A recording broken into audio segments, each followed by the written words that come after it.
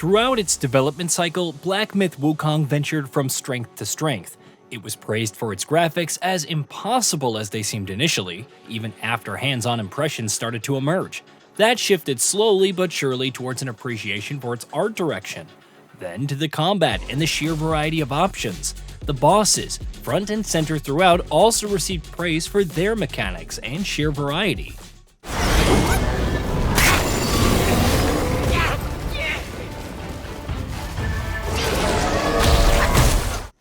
Even when reviews went live and different issues, be it bugs or the lack of an in-game map, were discovered, the action RPG received extensive praise for everything else.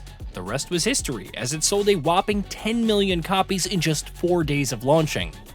Not only is it one of the fastest-selling video games of all time, but it's also the second most played title in Steam's history, with a peak concurrent player total of over 2.4 million.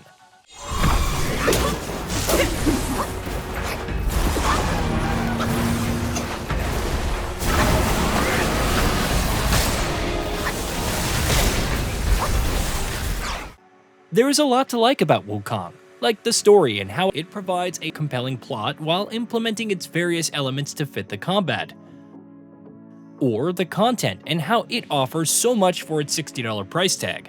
That too in an age where other titles charge more for significantly less quality.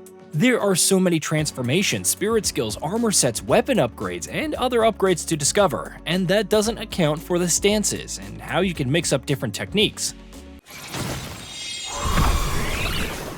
If you will.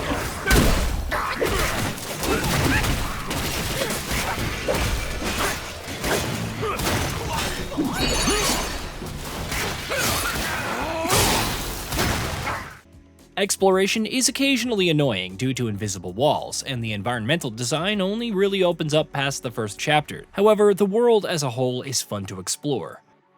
Secrets abound, including entirely new areas, optional boss fights, new items and transformations, additional side quests, etc. In terms of a complete experience, Black Myth: Wukong is a stunning effort from a development team that's relatively smaller than your average AAA production. However, there's one thing about the game that stood out the most, especially as more players got their hands on it: its accessibility. For a long time, Wukong was assumed to be a Souls-like title, which automatically led to assumptions of its difficulty. As more details were revealed in hands-on impressions, we learned about how players would respawn akin to Dark Souls. However, while it utilized other elements like stamina management and dodging, Black Myth: Wukong's other gameplay systems helped to differentiate it further from the genre.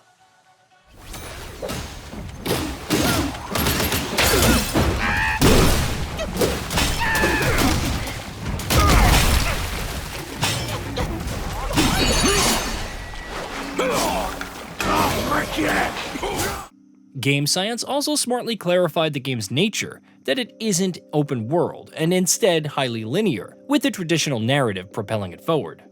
Its success likely wouldn't have been impacted by adopting a more Souls-like structure, but the current gameplay loop helps distinguish it from the pack. On top of catering to those who want more character-focused action titles as opposed to Souls-likes, it provides a palate cleanser for those worn out from Elden Ring's Shadow of the Erdtree and its massive scope.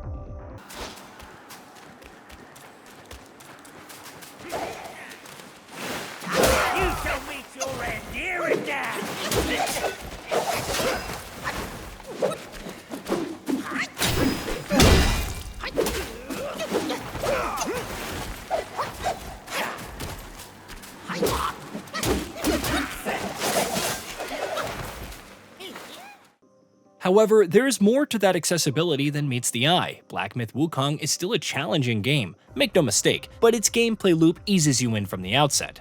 Think back to Dark Souls 3, Bloodborne, or even Elden Ring. You're either locked in a duel to the death with Iudex Gundyr, which is required to progress, dying miserably to a werewolf, or getting stomped by a grafted scion. In 2 of those cases, death isn't the end, and if anything, they teach that their worlds are brutal and unrelenting, where survival of the fittest reigns supreme. By comparison, Black Myth: Wukong's opening establishes immediately that the protagonist is a badass who laughs in the face of armies and other threats. Sure, it's a trait that often gets him in trouble, and rightfully so, but the opening gambit isn't one where you feel like someone who is completely out of their element. It also helps familiarize you with the controls and basic mechanics while starting the game with a bang. From then on, you're introduced to the spells and skills that make up the protagonist's moveset. You learn about stances and fight low-stake enemies, and the beginning bosses aren't all that overwhelming, but aren't necessarily pushovers either. Progressing further opens up more systems and mechanics, from leveraging transformations to imbuing your gourd with different soaks for unique effects. You also discover mortal medicines, offering buffs from cleansing harmful statuses to increasing your damage, either moderately or by a massive amount, for a period.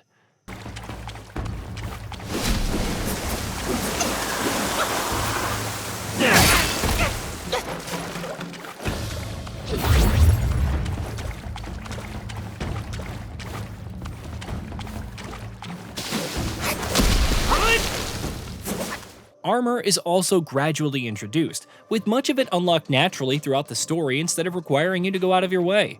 Plenty of powerful rewards still await those who venture off the beaten path. However, if you want to, say, focus on a particular stance, certain transformations and spirit skills, you can still find success. Even if its crafting won't give Dark Souls a run for its money, Black Myth Wukong provides numerous avenues for success. This approach to the difficulty goes back to what Game Science told Eurogamer in its preview from June. A lot of people find action games very frustrating due to the difficulty. It's not because they don't know how to play, it's because they can't keep up with the rhythm of the game.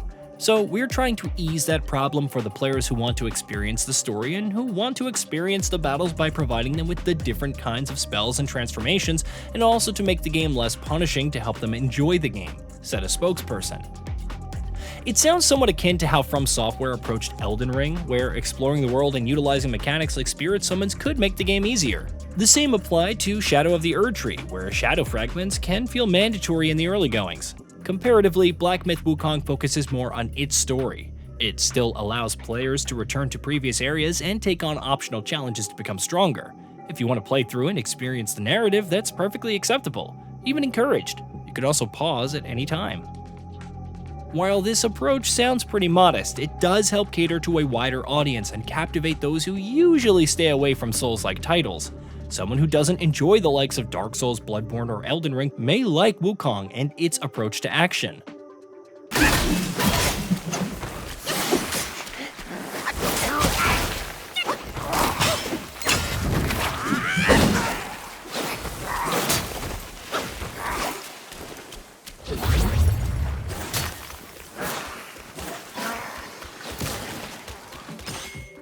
None of this is to downplay the appeal of Souls-like titles, after all. Millions of players can't put them down, even those who don't typically like difficult games. Black Myth Wukong also offers its share of frustrating encounters as you delve deeper into it. However, this returns to why I feel it's so successful. Yes, it's an action RPG and the gameplay appeals to hack-and-slash fans, but everything is in service to the original vision and adapting to it as best as possible. Nothing feels extraneous or out of place, and at the end of the day, feeling powerful and handedly disposing of threats is part of your character's identity, though there's more to it than that. While this does open up concerns about difficulty options for the hardcore, the fact that Wukong has achieved this level of success shows that there's some merit to making a challenging experience accessible to a wider audience. Hey, did you know that we at GamingBolt upload new videos every day? Stick around, drop a like, subscribe, and hit that bell, and let us know what kind of content you'd like to see in the future with a comment below.